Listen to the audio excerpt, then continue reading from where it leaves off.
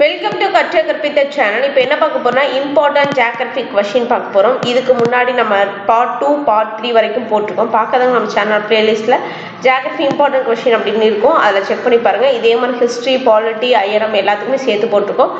பார்க்காதவங்க அதையும் செக் பண்ணி பாருங்கள். இந்த வீடியோ உங்களுக்கு யூஸ்ஃபுல்லாக இருக்குன்னு நினச்சிங்கன்னா கமெண்ட் பாக்ஸில் எஸ் அப்படின்ற கமெண்ட்டையும் வீடியோக்கு ஒரு லைக் கொடுங்க. இப்போ தான் நம்ம சேனலை முதல் முறையாக பார்க்குறீங்க அப்படின்னா சப்ஸ்கிரைப் பண்ணிக்கோங்க. இதில் மொத்தம் 50 கேள்விகள் இருக்குது. நான் இப்போ தான் புதுசாக படிக்கிறேங்க அப்படின்றவங்க கேள்வியும் பதிலையும் எழுதி வச்சு அடிக்கடி ரீகால் பண்ணிக்கோங்க. இல்லை நான் ஆல்ரெடி படிச்சுட்டு இருக்கேன் அப்படின்றவங்க இது தேர்வு மாதிரி பயன்படுத்திக்கோங்க. இப்போ முதல் கேள்வியை பார்த்தலாம். பூமி சூரியனை வினாடிக்கு எத்தனை கிலோமீட்டர் வேகத்தில் சுற்றுகிறது? பூமி சூரியனை வினாடிக்கு எத்தனை கிலோமீட்டர் வேகத்தில் சுற்றுகிறது? இதற்கு சரியான ஆப்ஷன் பி 30 கிலோமீட்டர். அடுத்து இரண்டாவது கேள்வி, செவ்வாய்க்கோள் செந்நிறமாக காட்சியளிக்க காரணம்? இதற்கு சரியான ஆப்ஷன் ஏ இரும்பு ஆக்சைடு. அப்போ செவ்வாய்க்கோள்கள் செந்நிறமாக காட்சியளிக்க காரணம் இரும்பு ஆக்சைடு இருக்கிறதுனால. அடுத்து மூன்றாவது கேள்வி, சூரியனை போன்று ஹைட்ரஜன் மற்றும் ஹீலியம் வாயுக்கள் எந்த கோளில் காணப்படுகின்றன? இதற்கு சரியான ஆப்ஷன் ஏ வியாழன். எது போன்று? சூரியனை போன்று ஹைட்ரஜன் மற்றும் ஹீலியம் வாயுக்கள் எந்த கோளில் காணப்படுகின்றன? வியாழன். அடுத்து நான்காவது கேள்வி, யுரேனஸ் கோளில் எந்த வாயு உள்ளதால் பச்சை நிறமாக தோன்றுகிறது? இதற்கு சரியான ஆப்ஷன் பி மீத்தேன். இப்போ யுரேனஸ் கோள்ல மீத்தேன் வாயு அதிகமாக இருக்கிறதுனால பச்சை நிறமாக காட்சியளிக்கிறது. அடுத்து ஐந்தாவது கேள்வி, மாநில பொருளாதாரத்தின் வேளாண்மை பங்கு. இதற்கு சரியான ஆப்ஷன் ஏ 21%. மாநில பொருளாதாரத்துல வேளாண்மையோட பங்கு எவ்வளவு? 21%. அடுத்து ஆறாவது கேள்வி, தமிழ்நாட்டின் முக்கிய எண்ணெய் வித்து பயிர். இதற்கு சரியான விடை ஆப்ஷன் டி நிலக்கடலை. தமிழ்நாட்டின் முக்கிய எண்ணெய் வித்து பயிர் என்னன்னு பார்த்தீங்கன்னா நிலக்கடலை. அடுத்து ஏழாவது கேள்வி, முக்கிய மீன்பிடித்து துறைமுகங்கள் மொத்தம் எத்தனை? மீன்பிடிப்பு இதை மாத்திக்கோங்க, முக்கிய மீன்பிடி துறைமுகங்கள் மொத்தம் எத்தனை? இதற்கு சரியான ஆப்ஷன் பி 3. அடுத்து எட்டாவது கேள்வி, உள்நாட்டு மீன் உற்பத்தியில் 10% உற்பத்தியுடன் முன்னிலையில் உள்ள மாவட்டம் எதுன்னு கேட்டிருக்காங்க. இதற்கு சரியான ஆப்ஷன் சி வேலூர். உள்நாட்டு மீன் உற்பத்தியில் 10% உற்பத்தியுடன் முன்னிலையில் உள்ள மாவட்டம் வேலூர்.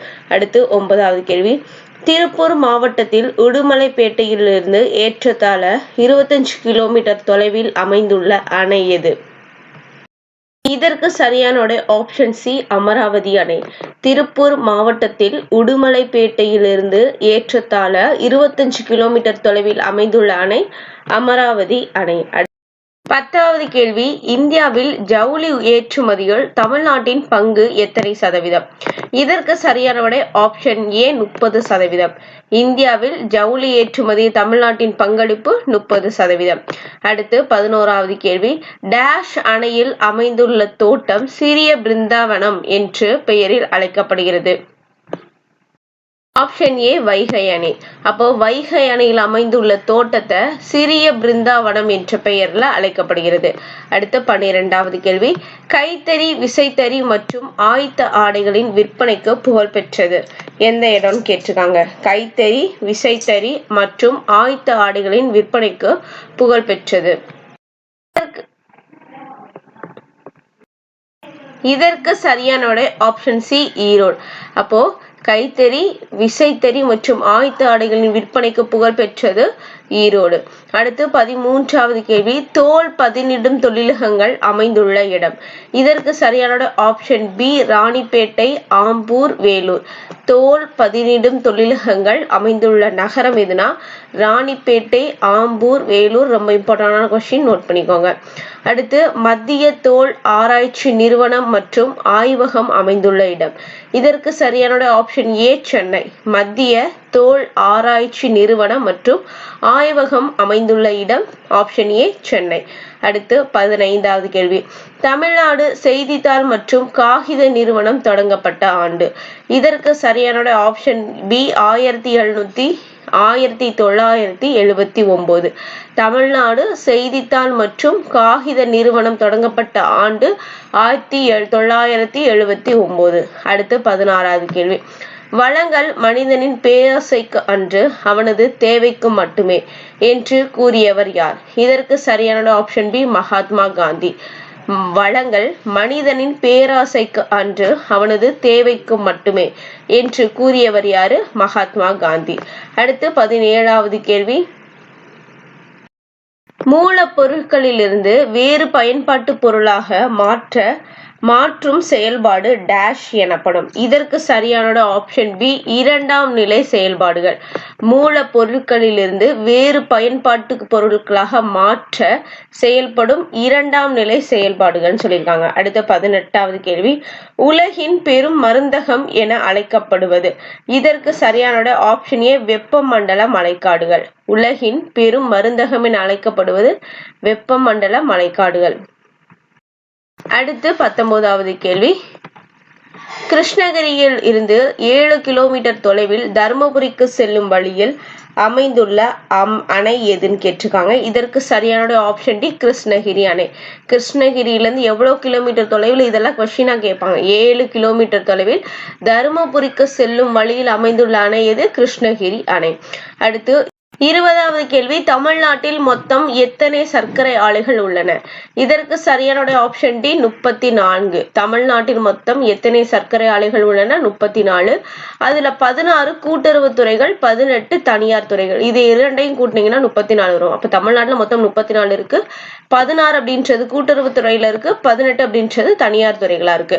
அடுத்து 21வது கேள்வி. அதிக அளவில் நீர்மின் சக்தி உற்பத்தி செய்யும் நாடு. இதற்கு சரியான ஆப்ஷன் ஏ சீனா. அதிக அளவு நீர்மின் சக்தி உற்பத்தி செய்யும் நாடு ஆப்ஷன் ஏ சீனா. அடுத்து 22வது கேள்வி. தமிழகத்தில் இரும்பு தாது கிடைக்கும் இடம் எது? இரும்பு தாது கிடைக்கும் இடம் கஞ்சமலை. இரும்புல எப்பவுமே கஞ்சத்தை தான் பண்ணுவோம், ஞாபகம். தமிழகத்தில் இரும்பு தாது கிடைக்கும் இடம் கஞ்சமலை. அடுத்து 23வது கேள்வி. பாறையியல் என்ற சொல் எந்த மொழியிலிருந்து பெறப்பட்டது? இதற்கு சரியான விட ஆப்ஷன் ஏ கிரேக்கம். பாறையியல் என்ற சொல் எந்த மொழியிலிருந்து பெறப்பட்டது? கிரேக்கத்திலிருந்து பெறப்பட்டது. அடுத்து 24வது கேள்வி. இந்தியாவில் வடமேற்கு தீபகற்ப பகுதியில் காணப்படும் எந்த வகை பாறைகள் வெளிப்புற தீப்பாறைகளுக்கு எடுத்துக்காட்டுன்னு கேட்டிருக்காங்க. இதற்கு சரியான ஆப்ஷன் ஏ கருங்கல். இந்தியாவில் வடமேற்கு தீபகற்ப பகுதியில் காணப்படும் எந்த வகை பாறைகள் வெளிப்புற பாறைகள், வெளிப்புற தீப்பாறைகளுக்கு எடுத்துக்காட்டு கருங்கல். அடுத்து 25வது கேள்வி. கீழ்கண்டவற்றுள் எது பாறை கோளம் என அழைக்கப்படுகிறது? இதற்கு சரியான ஆப்ஷன் சி நிலக்கோளம். கீழ்கண்டவற்றுள் எது பாறை கோளம் என அழைக்கப்படுகிறது? ஆப்ஷன் சி நிலக்கோளம். அடுத்து 26வது கேள்வி. முதன்மை பாறைகள் அல்லது தாய்ப்பாறைகள் என அழைக்கப்படும் பாறைகள் எதுன்னு கேட்டிருக்காங்க. இதற்கு சரியான ஆப்ஷன் ஏ தீப்பாறைகள். முதன்மை பாறைகள் அல்லது தாய்ப்பாறைகள்னு எதை அழைப்பாங்க? தீப்பாறைகளை அழைப்பாங்க. இப்ப தீப்பாறைகள் எவ்வாறு அழைக்கப்படுதுன்னு கேட்டா முதன்மை பாறைகள் அல்லது தாய்ப்பாறைகள். அடுத்து 27வது கேள்வி. உலகின் மிக பழமையான படிவு பாறைகள் கண்டுபிடிக்கப்பட்டுள்ள இடம் எதுன்னு கேட்டிருக்காங்க. இதற்கு சரியான ஆப்ஷன் சி கிரீன்லாந்து. உலகின் மிக பழமையான படிவு பாறைகள் கண்டுபிடிக்கப்பட்டுள்ள இடம் ஆப்ஷன் சி கிரீன்லாந்து.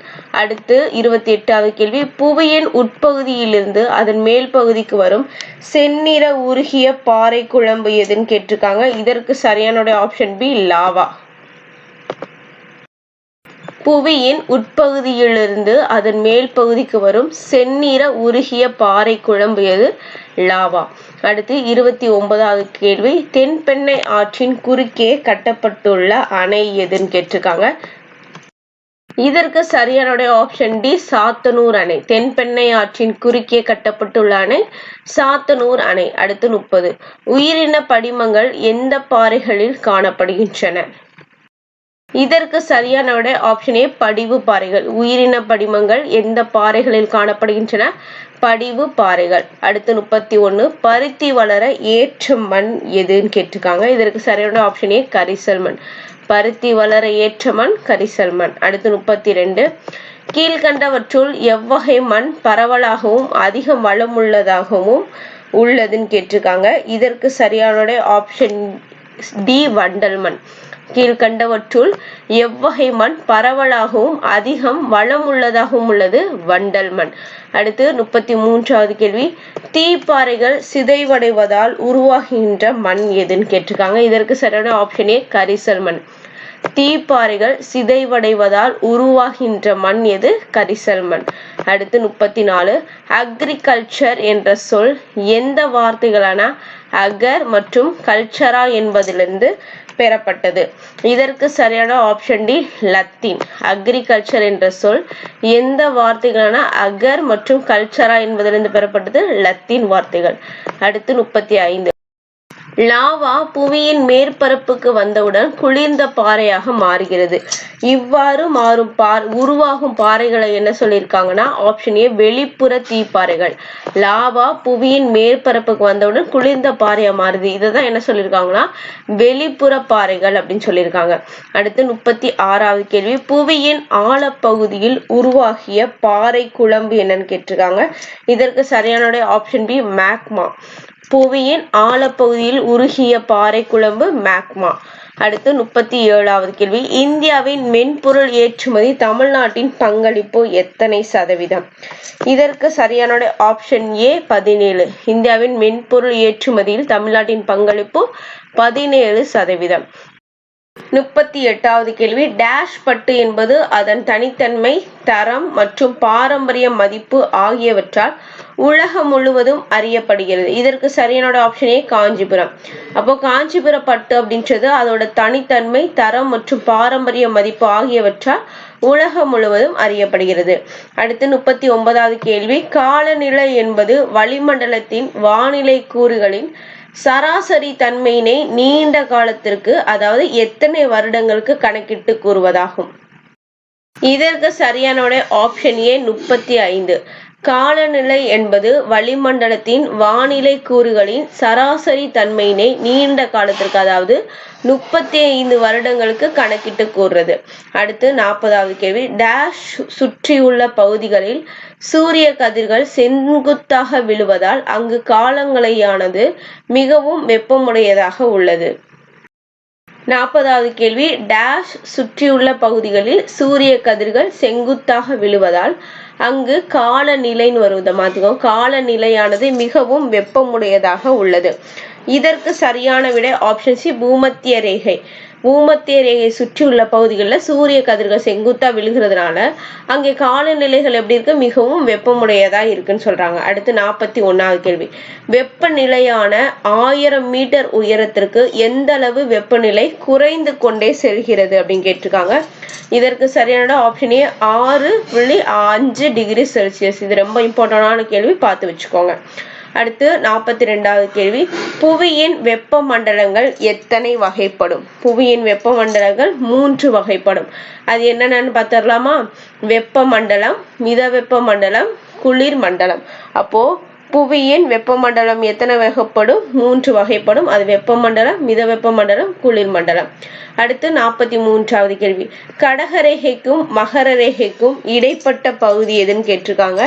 இதற்கு சரியான ஆப்ஷன் ஏ வெப்பமண்டலம். கடகரேகைக்கும் மகர ரேகைக்கும் இடைப்பட்ட பகுதி எது?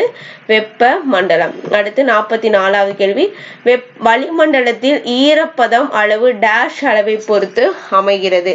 இதற்கு சரியான ஆப்ஷன் பி வெப்பம் நிலை. வெப்பம் வளிமண்டலத்தில் ஈரப்பதம் அளவு வெப்பநிலை அளவை பொறுத்து அமைகிறது. அடுத்து 45வது கேள்வி, ஆண்டு முழுவதும் ஒரே திசை நோக்கி வீசும் காற்று என்னன்னு கேட்டிருக்காங்க. இதற்கு சரியான ஆப்ஷன் ஏ கோள் காற்றுகள். ஆண்டு முழுவதும் ஒரே திசை நோக்கி வீசும் காற்று எவனது? கோள் காற்றுகள். அடுத்து 46வது கேள்வி, காற்றின் திசையை அளவிட பயன்படும் கருவி எதுன்னு கேட்டிருக்காங்க.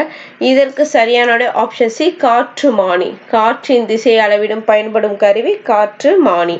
அடுத்து 47வது கேள்வி, கீழ்கண்டவற்றுள் எவை சம அளவு மழை உள்ள இடங்களை இணைக்கும் கோடு ஆகும்? இதற்கு சரியான விடை ஆப்ஷன் சி டி சம மழை அளவு கோடு. கீழ்கண்டவற்றுள் எவை சம அளவு மலை உள்ள இடங்களை இணைக்கும் கோடுன்னு கேட்டிருக்காங்க. சமமலை அளவுகோடு. அடுத்து 48வது கேள்வி. டேஷ் என்பது சமூகத்தின் கடுமையான இடையூறு மற்றும் பரவலான பொருளாதார சமூக அல்லது சுற்றுச்சூழல் இழப்புகளை ஏற்படுத்துகிறது. இதற்கு சரியான ஆப்ஷன் பி பேரிடர். பேரிடர் என்பது சமூகத்தின் கடுமையான இடையூறு மற்றும் பரவலான பொருளாதார சமூக அல்லது சுற்றுச்சூழல் இழப்புகளை ஏற்படுத்துகிறது. அடுத்து 49வது கேள்வி. மக்கள் கால்நடையுடன் இடம்பெயர்தல் அது என்னன்னு கேட்டிருக்காங்க. இதற்கு சரியான ஆப்ஷன் சி மந்தை இடமாற்றம். மக்கள் கால்நடையுடன் இடம்பெயர்தல மந்தை இடமாற்றம் சொல்றாங்க. இந்த வீடியோவோட கடைசி கேள்வி. எந்த ஆண்டில் வரலாற்றில் முதல் முறையாக உலகளாவிய நகர்ப்புற மக்கள் தொகை ஊரக மக்கள் தொகையை விட அதிகமானது? இதற்கு சரியான ஆப்ஷன் பி 2007. அப்போ 2007ல வரலாற்றிலேயே முதல் முறையா உலகளாவிய நகர்ப்புற மக்கள் தொகையை விட ஊரக மக்கள் தொகை அதிகமா இருக்கு. இதுல மொத்தம் 50 கேள்விகள் பார்த்தோம். இந்த 50 கேள்வி உங்களுக்கு யூஸ்ஃபுல்லா இருந்துச்சுன்னு நினைச்சீங்கன்னா இந்த வீடியோக்கு ஒரு லைக் கொடுங்க. இல்லைன்னா கமெண்ட் பாக்ஸ்ல எஸ் அப்படின்ற கமெண்ட் கொடுங்க. இந்த வீடியோ நம்ம சேனல் இப்பதான் புதுசா பாக்குறீங்க அப்படின்னா சப்ஸ்கிரைப் பண்ணிக்கோங்க. இந்த சேனல் பிடிச்சிருந்துச்சு அப்படின்னா லைக் பண்ணுங்க, ஷேர் பண்ணுங்க, சப்ஸ்கிரைப் பண்ணிக்கோங்க. நன்றி.